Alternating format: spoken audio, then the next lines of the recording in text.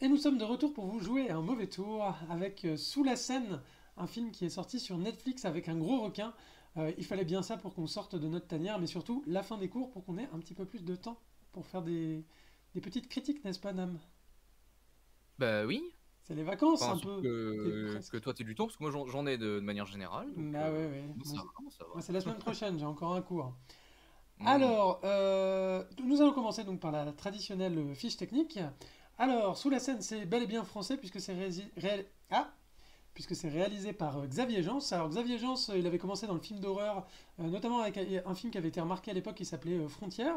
Et puis après, il avait eu un début de carrière hollywoodienne, puisqu'il avait fait l'adaptation de Hitman, le jeu vidéo en film.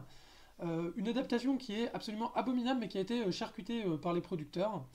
Et après, il avait fait une série B par ailleurs très sympa, que je vous conseille, qui s'appelle The Divide, qui est un film post-apo. Et voilà, donc il suit toujours cette veine un peu horrifique, et puis il a refait de nouveau des films en France depuis. Au scénario, on retrouve donc Xavier Jans lui-même, on retrouve Yannick Dahan. Alors Yannick Dahan, c'est son collaborateur régulier, et c'est aussi quelqu'un qui est assez connu dans le genre en France. Il avait notamment fait un film de zombies français qui s'appelait La Horde. Nous Oui. avons également Maud Ewang qui jouait également dans La Horde. Nous avons également Yael Langman qui a travaillé sur la série Cher Tendre et sur la série et sur le film Les Choses Humaines. Et nous avons également Olivier Torres au scénario, donc 5 scénaristes. Olivier Torres qui est également acteur. À la photographie, nous avons Nicolas Massard. On lui doit notamment la photographie de Demain tout commence, de Mon Inconnu, d'Irréductible et de 3 épisodes de Lupin, donc plutôt un directeur photo qui monte. Euh, Au montage, nous avons Riwanon Lebelair, qui a notamment travaillé sur Mon frère, les Rascals et Farang de Xavier Jans, son précédent film. À la musique, nous avons 3 personnes, puisque nous avons Alex Cortez qui avait fait la musique de Martyr et la musique de Ares, et nous avons un duo, Antonio Damario et Édouard Rigaudière, qui avaient travaillé sur la série Les Amateurs. Le casting, Bérénice Bejo, nommée aux Oscars, ni plus ni moins pour un film de requin, on a bien de la chance, et également Nessim Niès, Léa Lévian et Anne-Marie Vin dans un rôle mémorable dont on aura l'occasion de parler. Nam, ça s'ouvre sur une citation que je vais lire. Les espèces qui survivent ne sont pas les espèces les plus fortes ni les plus intelligentes, mais celles qui s'adaptent le mieux au changement. D'après à peu près Charles Darwin, voilà, on va dire. Oui, Voilà, Charles parce que Darwin dans le texte. voilà. Bon, déjà il parlait pas français, Charles Darwin, donc c'est logique. Nam, je te lance sur le pitch. Alors moi, la première image, j'ai bien aimé, hein. Alors on se dit sous la Seine, on va être à Paris, et donc on a un petit souvenir de la Tour Eiffel en 3D moche. Mais nous ne sommes pas dans la Seine. Nous sommes Oui, sur le nous, continent de nous sommes plastique. dans c'est le huitième continent, je crois, du coup. Voilà, oui, ça dépend comment on Il est les appelé. compte, mais je suppose que oui. Du coup, oui, donc on a une équipe d'océanographie qui va explorer du coup le huitième continent, le continent de plastique et de merdouille que l'humanité a pu balancer. Bon bah du coup voilà petit thème bien sûr écologique dès le début du film, hein, parce que c'est les océans, l'écologie, tout ça grand c'est classique. Et donc on a cette équipe qui va plonger dans cette marée de déchets. Et ils vont tomber sur un requin très gros et un requin très agressif. En gros. Voilà, donc Euh, voilà Bérénice Bejo hein, qui supervise l'enquête. Et effectivement, le requin apparaît dès le début, hein. Donc on prend vraiment le contre-pied des Dents de la Mer, par exemple. On voit jamais le requin et on doit faire des victimes. Là, d'emblée, on voit le requin dans une 3D, ma foi, en 3D. oui. Bon Mm. après ça va, on a vu plus moche Et puis en on le termes de requin, verra dans la franchement. suite du film, de toute façon, dans les morts et les manières dont le requin interagit. De toute façon, c'est un côté très cartoon. Donc en fait, Mm. le fait que ce soit en 3D est pas forcément. Enfin, je pense pas qu'il y ait des velléités énormes de réalisme dans le film, notamment de réalisme visuel, mais plutôt voilà, d'avoir un côté spectaculaire. Et notamment, bon, Xavier Jeance, il a fait sa marque de fabrique, c'est de faire aussi un peu du gore, donc d'avoir des mises à mort un peu sucré-salé, on va dire. C'est ça. Cette première séquence, déjà on peut en parler un petit peu. Moi je l'ai Ouais, trouvé plutôt jolie. Il s'est servi comment? Bah, du fait de la mer de plastique au-dessus pour donner des ambiances colorées ouais. à l'eau. Ce qui est plutôt une bonne idée, je trouve. Et il y a on va retrouver cette recherche esthétique tout au long du film, de juste pas que l'eau, bah, ce soit bleu, Hmm. mais qu'il y ait de la couleur et qu'il y en ait pas mal au final. on reste quand même dans des couleurs assez classiques, hein. Puis, On n'est pas sur puis des, déjà, c'est des sympa gros parce que, violets au bon, bout. je sais pas si toi tu regardes beaucoup de films de requins nuls, mais moi je regarde quand même un certain nombre, en tout cas beaucoup trop. Et déjà, le film commence et on se dit, ah, un film qui va essayer d'être créatif, incroyable. Oui, non mais c'est vrai, c'est parce que bon voilà, on va pas se mentir, depuis les Dents de la Mer, des films de requins nuls, il y en a eu. Oh, mais il Ouais, y en a eu. Déjà, les Dents de la Mer 2, voilà. Si vous voulez voir un film de requin nul, vous pouvez commencer par celui-là. ouais, voilà. Et moi, je vous conseille d'ailleurs Les Dents de la Mer 4. Donc ça vous force aussi à Ah, regarder le 3. Parce que dans le 4, on apprend qu'en fait, le requin, il veut se venger. Et donc en fait, il a une d'accord, psychologie, et il y a des histoires d'astrologues, et c'est incroyable.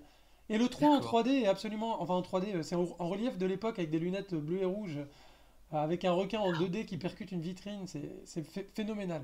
D'où le fait on s'est précipité sur Sous la Seine pour le regarder, hein, par ailleurs. Ça va bah sans ça, et dire. aussi, et on va pas se leurrer aussi, c'est aussi un film de genre français, ce qui est plutôt, euh, comment, film de genre français, ce qui est plutôt rare, et donc c'est aussi une bonne raison, voilà, de voir ça. Et donc, dans cette expédition, donc, ce qui va se passer, c'est que bah, les collaborateurs de Bérénice Bejo vont se faire niarquer par le requin, Oui. et elle-même va se faire entraîner dans le fond des mers par le requin. Et notamment, elle va, comme elle descend trop vite sous l'eau, son tympan va exploser, donc elle va perdre l'audition d'une oreille. Donc déjà, ça va nous faire un personnage handicapé pour la suite de Mm. l'histoire. Et elle va ressortir comme ça dans le continent de plastique. Alors évidemment, ils sont pas allés tourner dans le continent de plastique, hein, ils ont foutu des bouteilles dans une piscine, hein, mais ça marche bien et le plan est même un petit peu iconique à ce moment-là, la manière dont elle ressort, il y a déjà un côté un peu survivante, celle qui a déjà survécu au requin, quoi. C'est ça, avec, bah, comment ça s'appelle ça du coup, le mal de la pression, là, Ah oui, je sais quand pas tu si c'est ressens. un nom précis, je peux regarder, mais... Je sais plus, En tout ouais, cas, il ceux y a qui des font de la paliers de plongée, décompression que tu es censé c'est ça. respecter en plongée, notamment quand tu remontes pour ne pas avoir les tympans qui explosent. Et effectivement, si tu descends trop vite ou que tu remontes trop vite, bah, c'est un risque bien connu en tout cas. Qui est, déjà, c'est quelque chose qu'on voit plutôt rarement dans les films, donc c'est plutôt cool de l'avoir mis là. Mm, mm. Et il faut savoir aussi du coup qu'ils ont mis un traceur sur le requin, voilà, pour pouvoir Voilà, pour le. savoir un peu où il est. C'est ça. 3 ans plus Ils ont tard, et des alors tests. là, petit clin d'œil, moi je trouve ça très sympa d'avoir mis un plan sur la Statue de la Liberté, cette toute petite Statue de la Liberté. Euh, on sent quand même que le film va un petit peu discourir aussi sur les blockbusters hollywoodiens, sur l'entertainment et les trucs comme ça, et s'affiche directement comme, bon voilà, on a fait notre petit blockbuster hollywoodien à notre échelle, mais sans trop se prendre au sérieux, quoi. Bah, en même temps, il fait partie Gans fait partie de cette veine de réalisateur qui a aussi voulu faire des films aux États-Unis, qui a aussi voulu, bon, emmené par Besson qui avait emmené ce truc-là, de faire des films américains mais français, dans l'idée. Donc c'est pas illogique, mais bon là on est quand même sur des voilà des moyens français tournés en France fatalement, avec la c'est la bibliothèque François Mitterrand qu'on va dire. Non, c'est pas ça. Non, Non, c'est Beaugrenelle derrière. ouais, c'est pas vrai. Mais voilà, non mais déjà plutôt sympa. Et oui, du coup voilà, il y a plusieurs statues de la liberté. Ouais. Et il y en a une à Paris en effet. Oui, puisqu'elle a été faite par Bartholdi donc en France et offerte aux Américains. Et donc voilà, on a notre petite réplique à nous qu'on a gardée pour dire quand même c'est nous qui l'avons fait quoi. Faut pas déconner. Oui. Alors le début du film va nous présenter toute une galerie de personnages. Et alors moi, je le dis d'emblée, la première partie du film en fait, toute celle qui se déroule là au début à Paris, je la trouve déjà, je trouve qu'on baisse en intensité d'un coup. C'est-à-dire on passe d'un requin qu'on voit à un requin caché. Et Mm. pendant quasiment 1 heure de film, il n'y aura quasiment plus d'attaques de requins. Évidemment, vous l'aurez compris, le requin va arriver dans la scène à un moment, et donc ça va être l'enjeu du film. Et moi, toute cette première partie, je l'ai trouvée... Je trouve pas les personnages inintéressants, notamment en plus c'est des nouveaux acteurs, ça fait plaisir de voir de nouvelles Mm. têtes, etc. Notamment ce brigadier fluvial. C'est assez intéressant, mais le film, le rythme retombe tellement d'un coup, et en fait on retombe tellement sur... En fait on sait ce qui va se passer, quoi. On est sur des rails, Oui. on sait que le requin va arriver, que évidemment va y avoir une épreuve de triathlon organisée dans la Seine avant les Jeux Olympiques, donc que ça va être le climax du film. Mais en attendant, bah voilà, on a quand même 55 minutes où ça meuble un petit peu. Alors avec des ambiances plutôt sympas, avec cette espèce de comité d'études des requins là qui est dans une espèce de palais, on dirait un peu le... Ça ressemble à... Attends. Le truc à côté du CNAM là. Ça ressemble un peu à la Gaîté Lyrique, je sais pas s'ils ont tourné Ah là, oui. mais on dirait le premier étage. Oui, oui, l'espèce de groupe d'éco-terroristes. Voilà, c'est ça, oui, voilà, mais selon la formule consacrée, n'est-ce pas? Mais Voilà, effectivement, ils ont leur petit système GPS requin, et ils voient que le requin arrive dans la scène, donc il y a forte inquiétude. Un petit chien regarde s'il y a le requin, et là on se dit, ah, il va niarquer le petit chien. Non, pas tout de suite. non, parce qu'en fait, il a niaqué le maître du petit chien. Voilà, il a niarqué le SDF, évidemment. C'est ça. Mais un peu hors champ, quoi. C'est-à-dire ça, on l'a pas forcément vu. Mais donc du coup, ouais, déjà on a voilà, donc Bérénice du coup qui va être appelée par les activistes par rapport au requin qu'elle a traqué, Mhm. enfin sur lequel ils ont mis un tracker. Et donc bah elle va enquêter un petit peu de son côté et elle va tenter de prévenir la brigade fluviale que attention, il y a un requin dans la Seine, c'est dangereux et bah comme d'hab on la croit pas, hein. Oui, bah oui, oui. Bah, évidemment, Ils personne ne va commencent par pas la l'écouter. croire, bien sûr. Alors évidemment, alors voilà, c'est ce que je voulais montrer avec le requin qui est caché. Maintenant, on voit plus que l'aileron du requin. Alors on sait très bien qui il est, hein, Et voilà le personnage d'Anne-Marie Vin, donc sorte de mélange, donc c'est la maire de Paris, sorte de mélange d'Anne Hidalgo et de Valérie Pécresse. Valérie Pécresse pour le look et pour certaines tournures de phrases, tu sens qu'elle a bien attrapé Pécresse quand Ouais. même. Et aussi le côté Hidalgo sur certains aspects. Et en fait, elle est vachement dans la caricature, mais je trouve que le Oui. personnage il marche très bien parce qu'il est tout de suite, il est hyper détestable quoi. C'est détestable et en même temps très drôle parce que c'est Mm. vraiment, elle a mais toutes les réactions auxquelles tu t'attends, mais Ouais. exagérées fois 1000. Bon, elle est trop drôle. Il manque juste la scène où elle va aller nager dans la Seine pour montrer que l'eau est propre, quoi. Je pense que C'est vrai. il manque que ça. Mais Tu vois, on aurait été on l'a eu pour de vrai aujourd'hui. On l'a eu pour de vrai Bah, on l'a aujourd'hui. eu Parce que pour là, de vrai bon, aujourd'hui. Tu vois, c'est le film, il a été tourné près Oudéa Castéra et je pense que elle aurait pu encore rajouter de la palette à son jeu parce que là vraiment, l'actualité est riche, on va dire. oui. Et donc voilà, alors nos amis éco-terroristes vont essayer de ramener le requin à un endroit et avec leurs amis d'essayer de le guider vers la sortie de la Seine. Évidemment, alors ça m'a fait penser un peu à la scène, tu sais, dans Independence Day au début, quand il y en a qui vont accueillir les extraterrestres et les Mm. extraterrestres en haut de la tour, finalement, ils décident de les bousiller en les faisant exploser. Et ben voilà, bah, il va se passer à peu près la même chose, hein, en gros. Et donc là, on est au bout d'une heure de film. Et voilà, c'est le premier morceau de bravoure dans cette espèce de citerne qui est dans les égouts, avec le requin qui va commencer à niarquer tout le monde. Avec quelque Ah, chose d'assez important toutefois, comme on le voit sur cette image, c'est qu'il n'y a pas un requin, mais au minimum deux requins, et en fait plusieurs requins. Et en fait, alors là, on comprend pas, parce qu'en fait, ce requin est pas du tout censé avoir eu des petits, donc on comprend pas ce qui s'est passé. Et donc, il n'y a pas un requin sous la scène, mais plusieurs requins. Et donc, ça part en grand guignol total, avec notamment ce plan qu'on reverra plus tard avec Monsieur Poulpe, n'est-ce pas? Voilà, donc le plan de mangeage de requins. Et une scène de chaos où tous les éco-terroristes vont essayer de se bousculer, tomber, etc. La scène est plutôt pas mal. Je sais oui, pas ce que tu en as pensé. oui, oui. Bah en fait, c'est-à-dire que ouais, c'est ça. En fait, on a eu une heure de mise en place Mhm. pour arriver à ça. Et pour le coup, bah alors déjà le lieu est plutôt original. Ouais. Cette espèce de caveau souterrain. Le côté fermé, quoi, ça apporte tout de suite C'est ça. un côté bordel assez intéressant, quoi. Et puis surtout, bah là, le film, ça y est, il commence à nous bah, remplir ses promesses. On nous promettait du sang dans la scène, et bah on a du sang, bah, pas exactement la scène, mais voilà. Et pas qu'un peu. Il y a des bras tranchés, il y a des jambes tranchées, il y a des gens qui meurent. Ça y est, vaguement. Alors, Euh, ce qu'on peut dire, c'est quand même que le film. Enfin, je sais pas c'est ce que t'en sympa. penses sur la première scène et cette scène-là. C'est quand même pas un film qui fait peur, quoi. On rigole bien, Non. mais c'est pas angoissant, quoi. Et d'ailleurs, c'est ce qui fait aussi que la première partie est peut-être aussi en deçà, parce que toute la partie où le requin est caché, bon, déjà ne marche pas parce qu'on l'a déjà vu. Puis en plus, il n'y a pas spécialement de montée de tension ou d'angoisse. Donc on le sait très bien, quand ils commencent à faire leur espèce de mascarade, bah, on sait très bien que ça va finir de cette manière-là. C'est ça. Et puis bah là, pour le coup, bah, c'était sympa. Mais donc du coup, bon, ils s'aperçoivent que leur problème est plus gros que ce qu'ils pensaient. Parce que du coup, ils n'ont pas qu'un requin. Et bah, ils arrivent quand même à choper un requin. Voilà, Ouais. c'est ce qu'on voit là. Et quand ils l'ouvrent, et bah, ils voient qu'il y a plein de requins. Voilà, et alors ils se rendent compte que ce requin n'est censément pas mature pour se reproduire, et qui fait plein de petits requins, et alors là on a une explication scientifique, à mourir de rire par ailleurs, où ils nous expliquent donc en fait c'est de la parthénogenèse, donc en fait ils se Mm. reproduisent eux-mêmes sans avoir besoin de mâles reproducteurs, et ils vont donc coloniser les océans à l'infini. Si on les laisse s'échapper, il y aura des requins partout qui mangeront tout le monde. Bon, c'est ridicule, mais c'est assumé en tant que tel. En plus, il y a un deliver dans la scène où ils sont un peu trop sérieux dans la scène, ce qui fait qu'elle est assez drôle.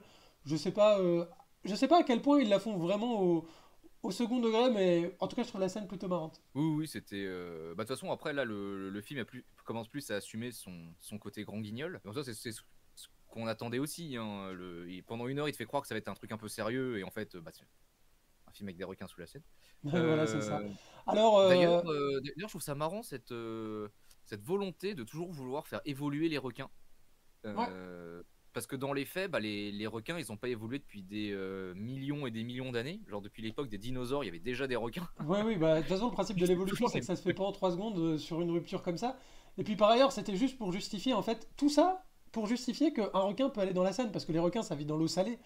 Et c'est juste, oui, c'est adapté à l'eau douce. Et parce qu'on n'en avait pas parlé, mais tout ça pour justifier ça. Évidemment, la maire de Paris va aller sur BFM TV parler avec Yves Calvi et elle va dire mais vous savez, si les requins existent, ça veut dire que notre travail de dépollution a bien fonctionné. Donc voilà, Oui. c'est vraiment la caricature politique, mais finalement à peine caricaturale, quoi. C'est Ah, ça c'est qui. ça, positif à toute épreuve. Enfin, en plus, je veux dire, bon, voilà, on va revenir sur l'actualité, mais aujourd'hui, on a des preuves qui sont très bien capables de le faire. Donc, Voilà, donc ça ne nous surprend pas du tout. oui. Euh, et donc, va y avoir donc cette fameuse épreuve donc, du triathlon, qui est un triathlon un peu préparatif pour les JO de Paris hein, dans l'histoire.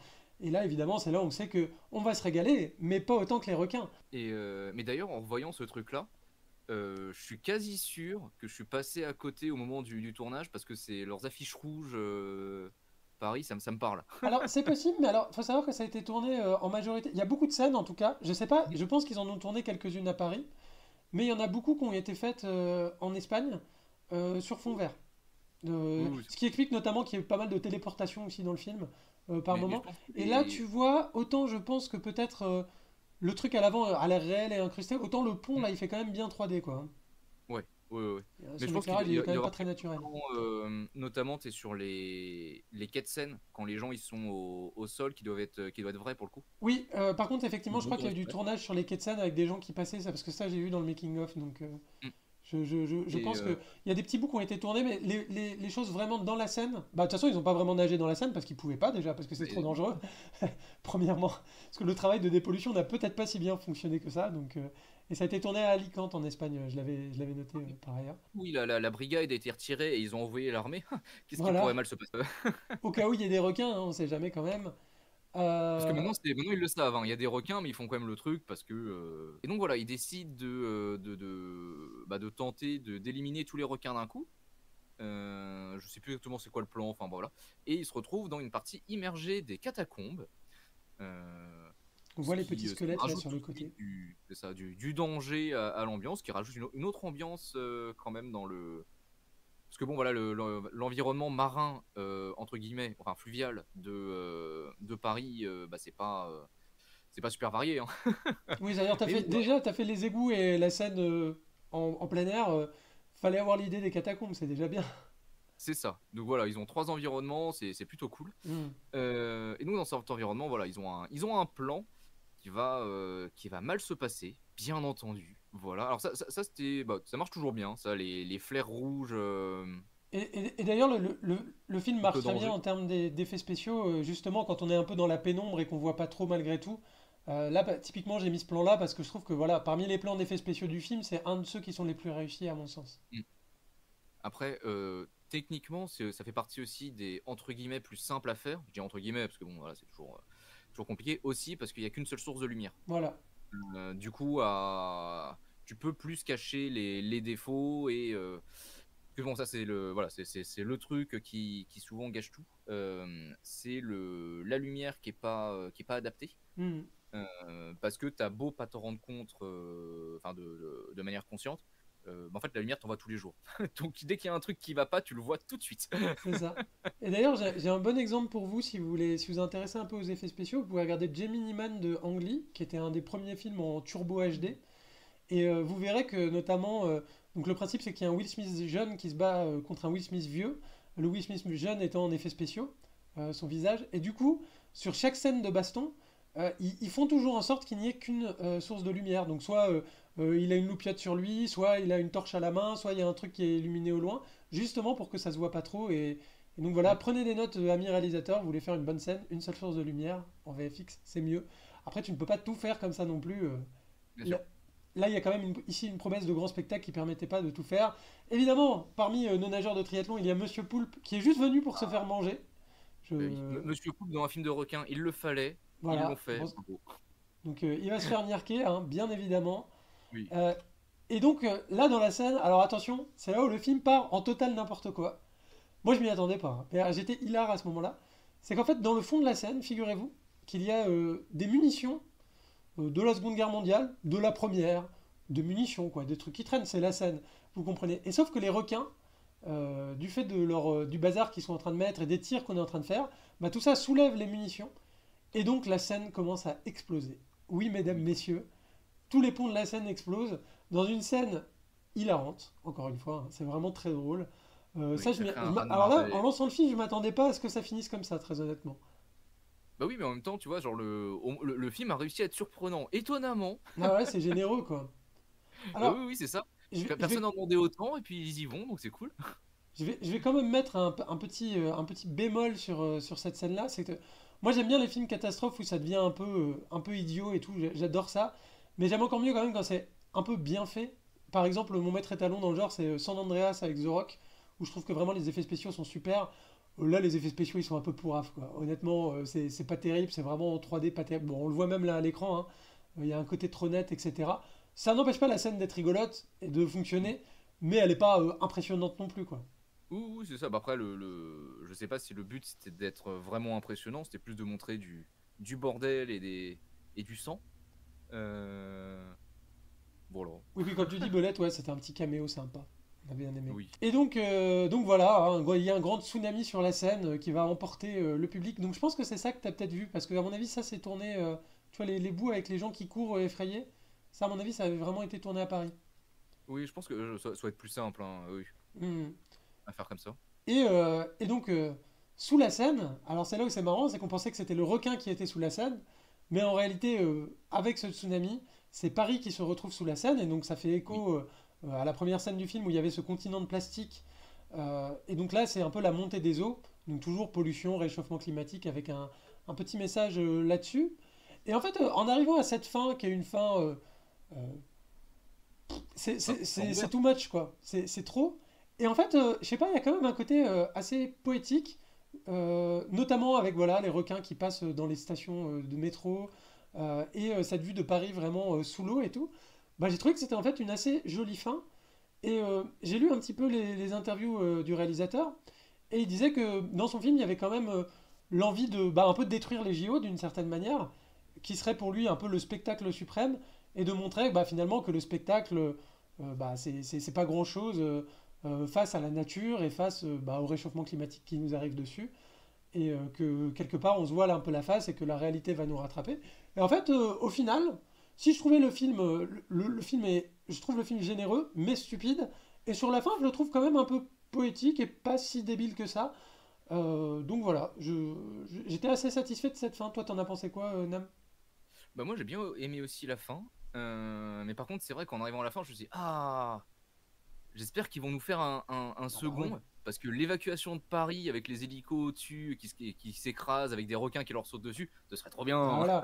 Et oui, mais moi je suis d'accord avec toi, j'ai pensé à la même chose, c'est-à-dire qu'effectivement, les touristes au Louvre, il y a l'eau qui commence à monter dans le Louvre et ils se font bouffer devant la Joconde alors qu'ils faisaient la queue. C'est vrai que on aurait envie de voir Oula, ça, mais c'est vrai que ça demanderait peut-être un budget un petit peu supérieur, quoi.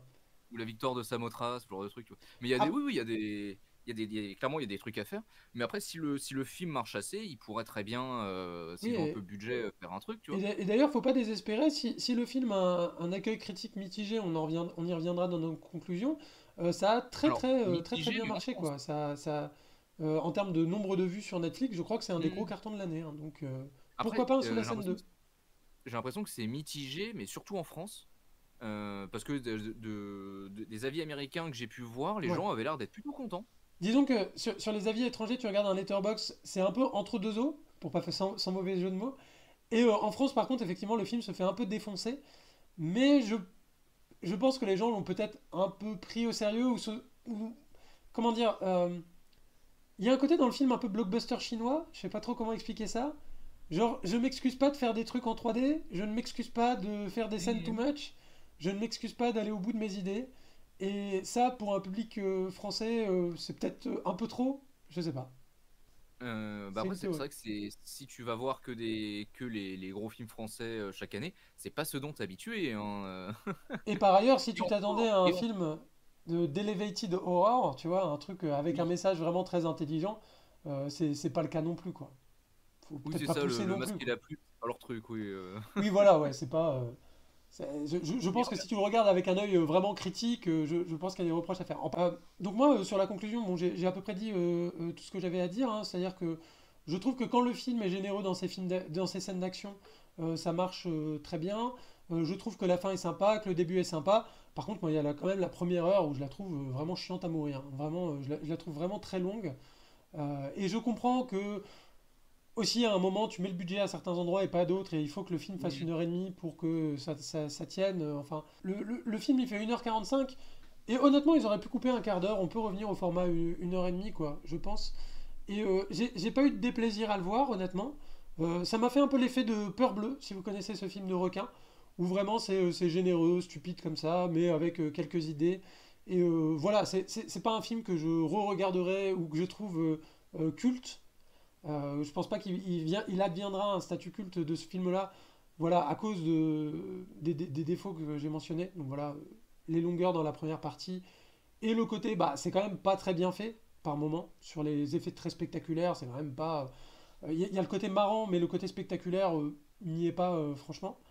Euh, et voilà, sinon en termes de pure mise en scène, il y a une recherche créative même dans le film. Il y a la volonté de faire du travail bien fait. Tout le monde sur le film travaille bien, quoi. C'est-à-dire les acteurs sont impliqués. On sent qu'il y a vraiment l'envie de faire des beaux éclairages, de faire des ambiances, de faire des décors sympas, de nous balader et tout. Et donc voilà, c'est un film qui prend pas le spectateur pour des cons, même si le film est peut-être un peu con en lui-même, de par son pitch. Mais voilà, c'est un film qui est plutôt appréciable.